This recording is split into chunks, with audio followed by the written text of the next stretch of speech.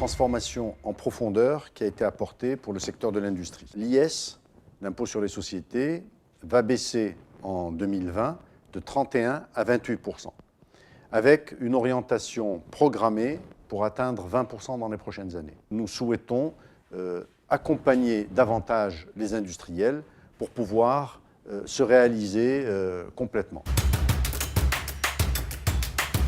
Toutes ces zones franches vont se transformer en zones d'accélération industrielle. D'abord, toutes les entreprises qui sont installées aujourd'hui verront leur IS inchangé. Il est à 8,75 après les 5 premières années où il est à 0, il passe à 8,75. Il restera absolument au même niveau pour toutes les entreprises installées déjà.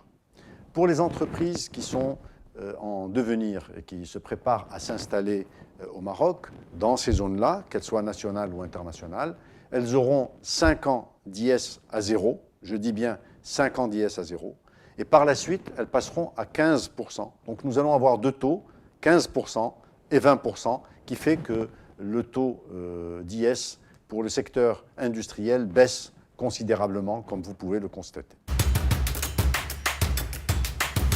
Un fonds d'accompagnement est créé, doté de 2 milliards par an sur 3 années, c'est-à-dire un total de 6 milliards de dirhams, pour accompagner les PME et les TPE qui traversent des moments difficiles.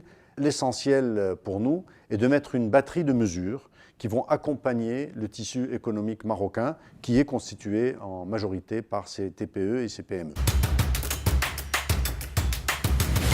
Les droits de douane ont été augmentés volontairement, l'idée et l'objectif étant de protéger l'industrie marocaine contre des agressions qui souvent, d'après les règles de l'OMC, ne sont pas totalement respectées. Et c'est pour cela que nous suivons ces éléments de très près, absolument dans les règles de l'OMC. Le Maroc est respectueux de ces règles-là, mais souhaite protéger son industrie contre toute agression anormalement appliquée.